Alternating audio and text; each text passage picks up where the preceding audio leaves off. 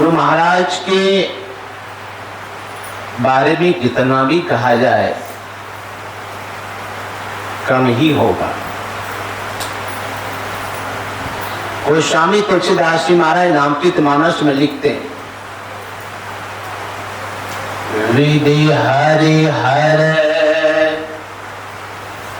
कवि कोविद वाणी, कहत साधु महिमा सकुचानी। जब साधु की महिमा परमा विष्णु नहीं कह सकते तो गुरु की महिमा कौन कह सकता? गुरु तो साधु से बहुत आगे है। देखिए, संतों में ही कोई सदगुरु होते हैं, साधु और संत में बड़ा अंतर होता है। प्राय हम लोग आजकल तो एक ही थर्मामीटर से नाप लेते, सबको संत बना देते हैं, लेकिन साधु संत में बहुत अंतर है। साधु संत में क्या अंतर है? साधु उनको कहते हैं जो भगवान के पीछे चलते हैं, साधारण भाषा में समझ लीजिए, वे हैं साधु। कौन? जो भगवान के पीछे चलते हैं वे हैं साधु, और जिसके पीछे भगवान चलते हैं वही दुनिया में संत कहलाते। यही तो उत्तर है। और हमारे पूज्य बाबा महर्षि शाही स्वामी जी महाराज बराबर कह देते थे, कोई किसी के लिए संत है तो वही किसी के लिए सदगुरु है, और संत और सदगुरु में कोई अंतर नहीं। जैसे हम लोग भी कबीर साहब संत, सूरदास जी महाराज संत, नानक देव के महाराज संत, लेकिन जो उनके अनुयायी है उनके लिए भी सदगुरु है। उसी तरह से गुरु महाराज हम लोगों के लिए सदगुरु है, तो ये अन्य के लिए, दूसरों के लिए संत है।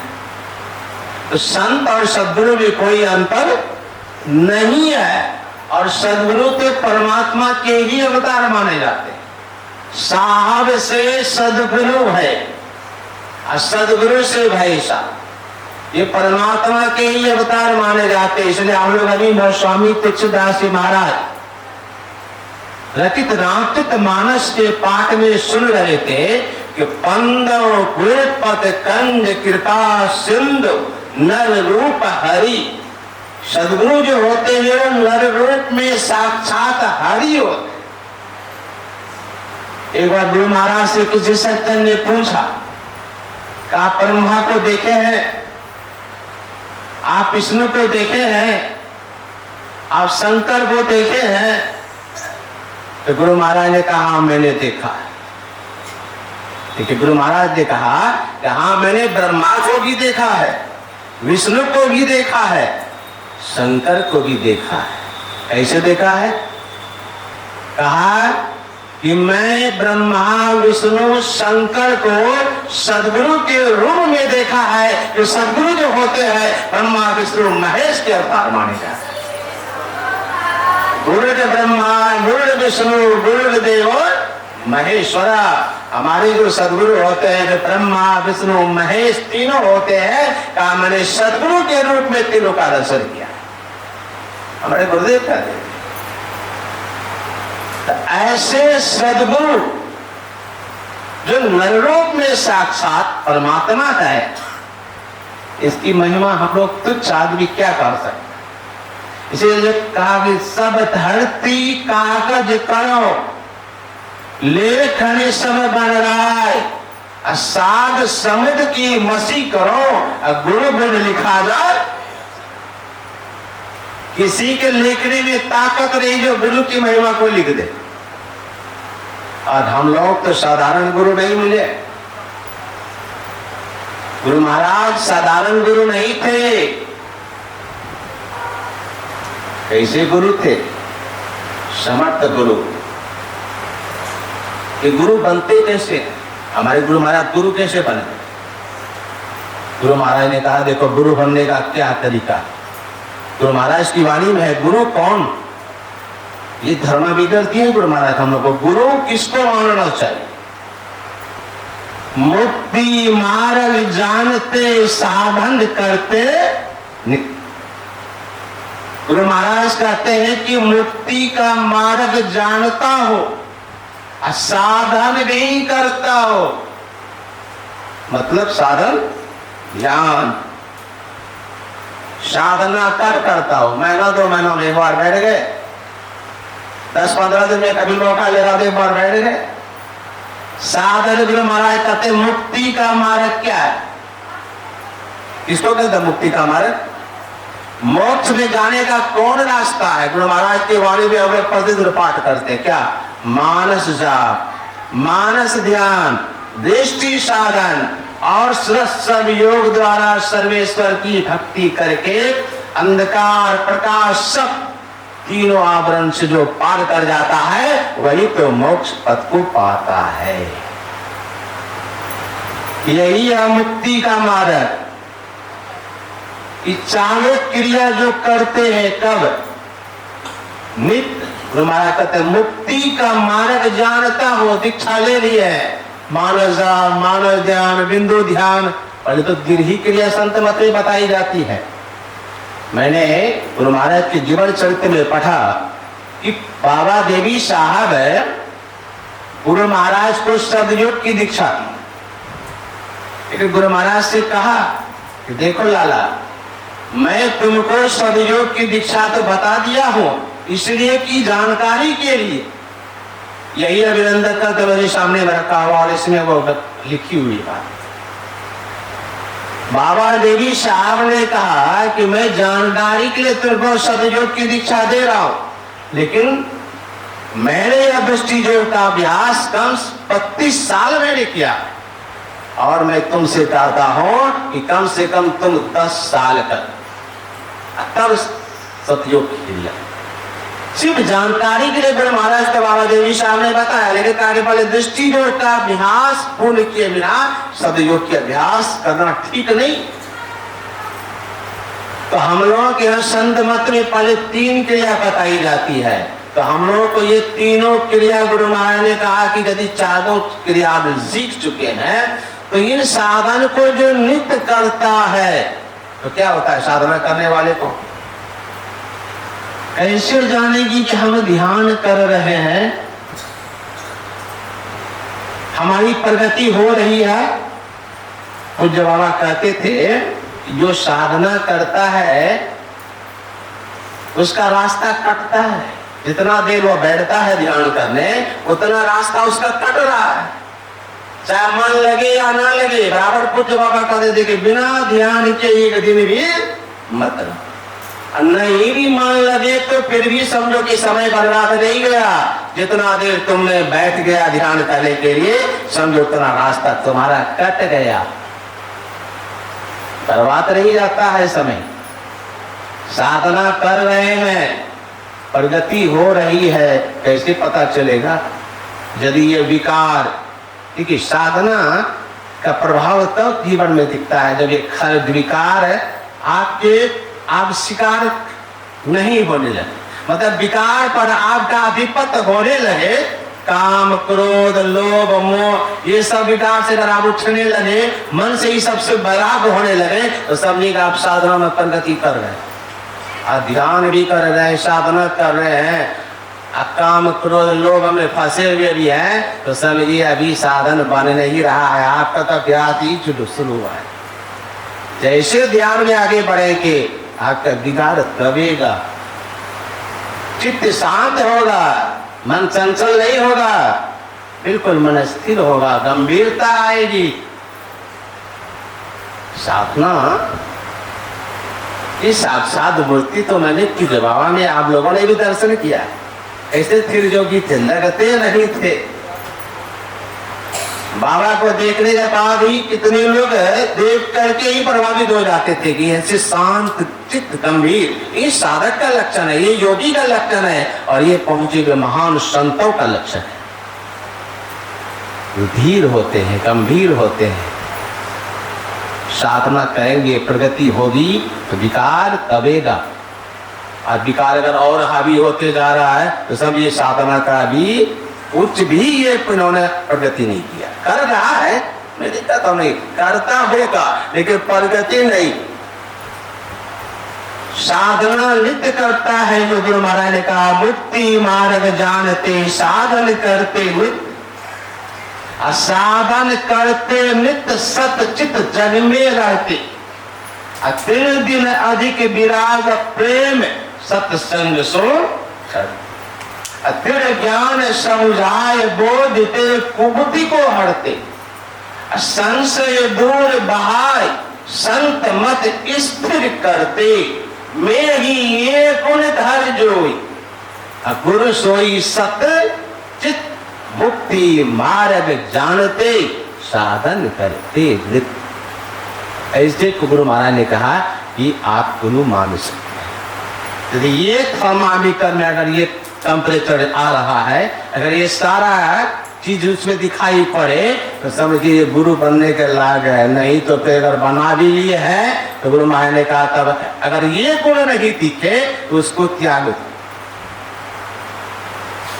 गुरु महाराज का अगर ऐसा ज्ञान से विधि अगर गुरु मिल जाए तो ऐसे गुरु को त्यागने में भला ये सत्संग जो कि चढ़ दे वहां पे गुरु महाराज ने। क्यों? कि महात्मा गांधी ने कहा कि भौतिक ज्ञान सिखलाने वाले गुरु अगर कचरा मिल जाए तो एक बार का काम चल सकता है, लेकिन अध्यात्म ज्ञान सिखलाने वाले गुरु अगर कचरा मिल जाए तो एक बार का भी काम चलने वाला। तो हमारे सदगुरु पूर्ण सतगुरु, सच्चे सतगुरु, और ऐसे महान सदगुरु के बारे में इतना भी कहा जाए। मुझे याद आ रहा है जब पूज्य बाबा के साथ हरिद्वार में जाता था, तो हरिद्वार के बगल में बगल कुछ दूर पर ऋषिकेश है, और उसी ऋषिकेश में शीशम झाड़ी में एक महात्मा जी रहते थे, लाल सत्य जी महाराज, और पूज्य बाबा से उनका बड़ा प्रेम था। पूज्य बाबा कभी कभी कहते कि चलो आज ऋषिकेश लाल सखे जी महाराज से मिलने के। तो ऋषिकेश के महात्मा को पूज्य बाबा से प्रेम कब बढ़ा जब कुप्पा घाट आए,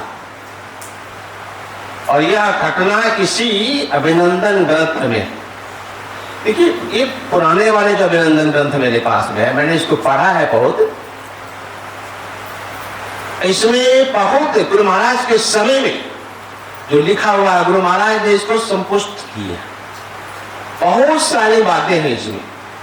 और इस ग्रंथ को बिना पढ़ेगा गुरु महाराज के संबंध में कुछ बोल देंगे तो उलट पुलट ही होगा, क्योंकि इसमें सारे संस्मरण है, और संस्मरण का ज्ञान लगभग सत्संगी को होता है गुरु महाराज का। इसलिए संस्मरण बोलने से पहले तैयारी होनी चाहिए कि हम जो बोल रहे हैं, क्योंकि रिकॉर्डिंग हो रहा है, कहीं बाद में सुनने वाला कहेगा नहीं बाबा जी गलती बोल रहा था मंच पर। तो ग्रंथ की पहले पढ़िए गुरु महाराज के ग्रंथ को, कि गुरु महाराज के जीवन चरित्र में क्या क्या संस्मरण है और कैसी कैसी घटना है, उसकी चिट्ठी जानकारी भले लेनी चाहिए, तब बोलना चाहिए। तो लाल सखे जी महाराज के बारे में मैंने पढ़ा इस ग्रंथ में। तो वे भागलपुर गुप्ता घाट आ रहे थे गुरु महाराज का दर्शन करने के। उनको पता चला कि भागलपुर में गुप्ता घाट में महर्षि नहीं बहुत पहुंचे संत है, और रेलगाड़ी से वे आ रहे थे। रास्ते में किस डब्बे पर वे बैठे थे, उसी डब्बे में एक युवक अपने पत्नी के साथ भी बैठा, और किसी बीच स्टेशन में कुछ लुटेरा लोग उसमें घुस गए, उसी डब्बे। जब घुस गए तो लुटेरा लोग चले गए। वो युवक युवती जो बैठी थे बाबा जी के बगल में, तो युवक को पकड़ के ले आके जो शौचालय था ट्रेन में उसमें ले आके बंद कर दिया, और ये युवती जो महात्मा जी के बगल में बैठी थी, इनके शरीर में लोग रहना जेवा लुट कर लो ना, पूरा लुट रहे ना। लाल सखे जी महाराज को रखा नहीं है। उन्होंने कहा देखो कि जैसे तुम्हारी मां बहन है उसी तरह तुझसे कि महान बहन को भी समझा करो, क्यों बेचारी को इस तरह से व्यवहार करते हो। महात्मा जी सोचे की तरह समझा देता, कि समझाने लगे तो समझने वाले रहे तक तो समझ। काली बाबा जी पीछे बड़ा टपट बोला, इसी का काम बड़े तब हम करो। अब पकड़ के लाल सफेद जी महाराज जो बैठे थे रेलगाड़ी में, सीट पर से उठा करके चलती ट्रेन में ट्रेन से बाहर झूला की तरह झुलाते रहे बाहर पे। अब सोच सकते हैं आ रहे थे गुरु महाराज का दर्शन करने के लिए और बीच में ही ट्रेन से फेंक दिया। ऐसी घटना अगर हम लोगों को घटी तो क्या कहेंगे, गुरु महाराज का दर्शन करने का। इस सब कैसे संत है, देखिए संतना से जुड़े नहीं थे, सखी संप्रदाय के महात्मा थे। विश्वास कितना है, कट लगाया नहीं, ताकि बाहर फेंक दिया, गार्ड की दृष्टि करी, गाड़ी को रोका लिया। और जब सब कोई वहां पहुंचे देखने के लिए, देखते हैं कि महात्मा जी को जहां फेंका गया था उस वीरान जगह पर बहुत बड़ा पाल का ढेर है, उसी पर महात्मा जी बैठे हुए। महात्मा जी के पास गए, सबके कार्य हमारे पास क्या है, हम टप्पा में जो करा घुस गया है, ऐसी ऐसी दुर्घटना कर रहे। पुलिस गई, इसको बिठा के गाड़ी में दिखाया गया, भागलपुर पहुंचे, कुप्पा खाद है, वो महाराज कुप्पा खाद में ही विराजमान थे। और जैसे ये पहुंचते हैं, गुरु महाराज के समक्ष जैसे गए तो गुरु महाराज सभी पहुंचे ही नहीं है, पहुंचने ही वाले हैं। जैसे पहुंचे गुरु महाराज देख के अपने से अनायास बोल देते हैं, जातो राखी साया मान सके तो बाया बाटा कर सके जोत कबेली। जैसे यह बात बोले लाल सके जी महाराज सोचने लगे कि हमने तो कुछ अभी कहा नहीं, और ये कितने पहुंचे संत हैं, आपको देख करके ही ये चौपाई बोलने लगे, जादो राखी साया मानस है को।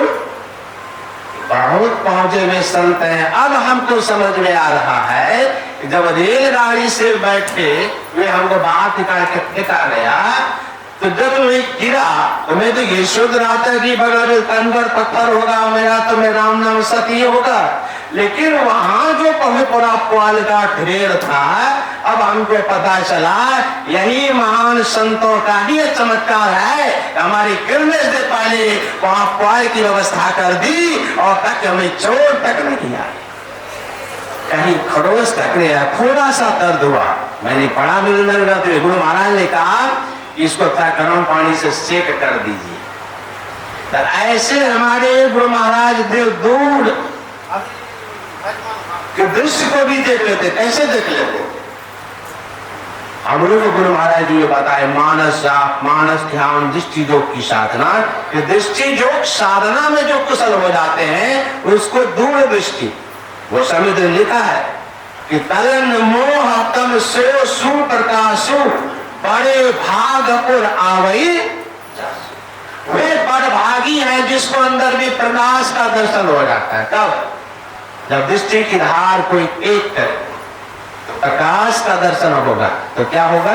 तो गोस्वामी जी लिखते जथा सुवंजन आंग दृग सात के सिद्ध सुजान कौतुक देख ही शैल बन भूतल भोरी निधान। पहाड़ में क्या हो रहा है, कलराव में क्या हो रहा है, जमीन के नीचे कहां क्या करा है। अगर आपको वह प्रकाश मिल जाएगा तो आप बैठे बैठे सब देख लेंगे। और यही प्रकाश माई गुरुदेव को प्राप्त था और कृपा जाकर बैठे बैठे थे के लिए महात्मा जी बाहर फेंके गए। ये दृष्टि जो महाराज को प्राप्त हो, यही दृष्टि प्राप्त करने के लिए हम लोग को गुरु महाराज ने भी यह वेद बताया और गुरु महाराज की वाणी में भी है। यही विधि को जान करके संसार सागर से पार जा सकते हैं।